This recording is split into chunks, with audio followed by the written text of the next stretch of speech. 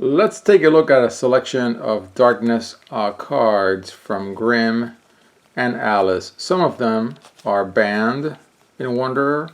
I think I can remember which ones. Is this one banned? I don't remember. It should be. Yeah, I think that's it. So whether Necronomicon is banned or not, I'll talk about it here because I know that there's going to be no banned cards in the cube. So the worst case is if it's really powerful, like I think these two are very broken, I may choose to just put one in the deck, just because it'll provide a momentary thrill, but it won't be like a super overbearing deck. All right, so for 3. It's a field edition. You may play cards from your graveyard. That already, I mean, yeah, I think this card is banned. I mean, that's sick. That's just sick. It should be banned if it isn't. If a card would be put into your graveyard from anywhere, remove it from the game instead. So, really, once you put it down, you cannot put anything in your graveyard to abuse it. So you have to do it when all the things you want to cast from your graveyard are in your graveyard, and it basically locks it down for future abuse. And that makes sense. At the end of your turn, discard your hand. So it's got a downside, of course. When you discard your hand and this thing is in the graveyard, you are going to exile everything you just discarded. So it's probably better to cast it when you have nothing in your hand. And hopefully when you draw, you may be able to draw something to destroy it. I don't really know. You'd have to figure a way to win the game from your graveyard once you cast this, I think. Or play it, or whatever the term is in Force of Will. Enter. Each resonator you control gains flying and swiftness until end of turn. So this is a blowout card. You play it for 3. It's not going to do much, but if you got a couple of dragons and you got a couple of really good cards on the field for that turn, yeah, and maybe if you have a lot of will, maybe if you have like 7 or 8 will, it's got to be.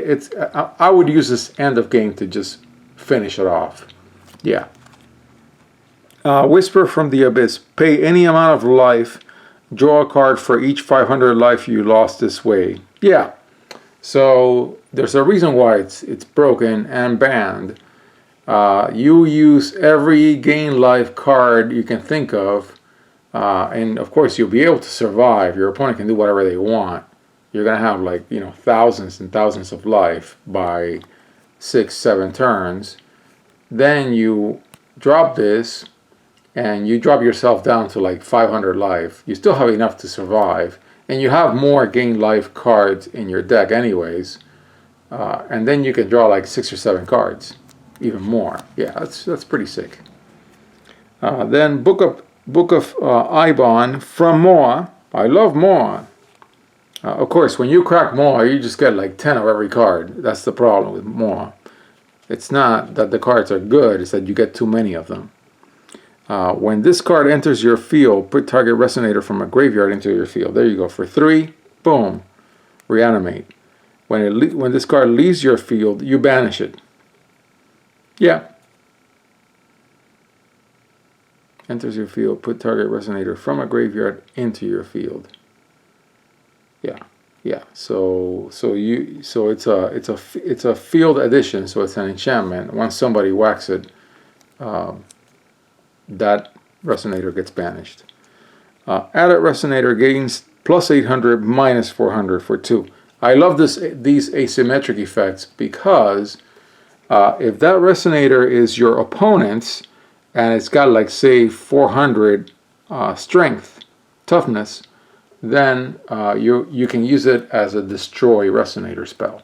And if you have something that say like it's a 400, it's like a 500, you're gonna make it really big and like hit really hard. Stoning to Death, 2-drop, destroy target resonator, very simple. Nyarlathotep, from Moa. It's a Thulu, and I do want to build a Thulu deck, and there is a ruler that is built for Thulus in, I believe, in my selection of rulers. I seem to remember that's the case. Incarnation, so 1 darkness and 1 darkness or fire. You banish 2 resonators, okay? And so when it enters, you may look at target player's hand and choose a card. He or she discards that card.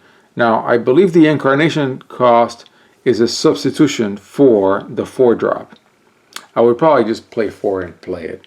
That's what I would do. Awakening at the end is a 4-drop. All resonators gain negative 700. That's really good. Really good, I believe, for 4. Then Ritual of Millennia from Millennia of Ages. Choose target resonator from a graveyard that was put into the zone this turn and put it into its owner's field. It's a great way to recover from a board wipe. I mean, I would love to have 2 of these and I get board wiped. Boom, boom. Get 2 things out that just died. Al-Habar, the Tower of Despair from TAT. 1 darkness, field edition. When a resonator your opponent controls is put into a graveyard, put a despair counter on this card. Okay, so you can like cause your opponent to discard, or you can whack their resonators. You're putting them in the graveyard. Okay, so it's only resonators, which is difficult. It's not that simple. Then, if there are 7 or more despair counters, so you've done it 7 or more times, banish it, and you may search for 2 darkness resonators and play them without paying their cost. I mean, just pick, you would have like maybe like 4, 2 of these, because you can't have that many. You have to have resonators to win the game, I think, most of the time. Yeah, you can fetch something, you can tutor 2 gigantic critters and drop them for free. I really like that. A classic, Barrier of Shadows. Oh yeah, I had to do that, I'm sorry. I was going to scratch my face, and I did, but it cost me hitting the tripod. Your opponent pays 1 more to play Judgment or God's Art. So really, it helps if your opponent has a God's Art ruler from Alice cluster. Your opponent pays 1 more to play Regalia's activate abilities. That's good, because we're going to have a lot of Regalia in this cube. Look at target opponent's hand and choose a resonator. They discard that card. Yeah, very simple. 1 drop. Dark Perch. Target resonator gains negative 600, negative 600. Yeah, it's a 2-drop. Destroy resonator mid-size or lower. Destroy target resonator your opponent controls. Then all resonators gain negative 200, negative 200. So you hit the big one, and this takes out the little ones. Endless Night for 3. Love it. Dance of the Shadows. It's got a remnant, so this is flashback in Magic. You may play this card from your graveyard. If you do, remove it from the game instead of putting it anywhere else. Yeah, that's it. Put target resonator from your graveyard into your field. So for 3 darkness. Remove it from the game at the end of turn. Now, what I don't understand from Force of Will is Summoning Sickness. I know in Yu-Gi-Oh! Cards don't have Summoning Sickness, but I know because cards in Force of Will have Swiftness, which is haste, there is Summoning Sickness. So what I don't understand is you would have to be able to attack immediately, or you reanimate and then use that critter to sack it for some other effect. That's what I think. Each player banishes a resonator, then each player discards a card. That's good, especially if you're going to have crappy resonators to discard or to banish, and your opponent's got 2 big critters on the board or something like that. Soul Hunt, yeah, nice. Okay, so that is the Darkness Toolkit, as I call it, from Grimm and Alice that I could dig up. I consider it to be fairly complete, but it doesn't have any vampire effects because it was done thinking of Dark Alice.